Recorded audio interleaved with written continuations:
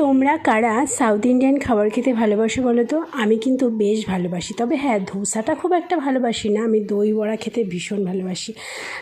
ধোসাটা খেতে আবার আমার বর ভালোবাসে। তো যাই হোক, এখানে আমার শ্বশুরবাড়ির থেকে একটুখানি দূরে একটা অটোর ডিস্টেন্সে একটা দোকানে ভীষণ ভালো ধোসা বানায়। সাইজটা দেখছো তো? ধোসার সাইজটা যতটাই বড়, আর ধোসাটা যেরকম এক্সপেক্ট করে আমার বর এনেছিল যে খুব ভালো লাগবে, সত্যি কথা বলতে আমরা এই একই দোকানে কিছুদিন আগে গিয়ে বসে খেয়েছিলাম, খুব ভালো লেগেছিল।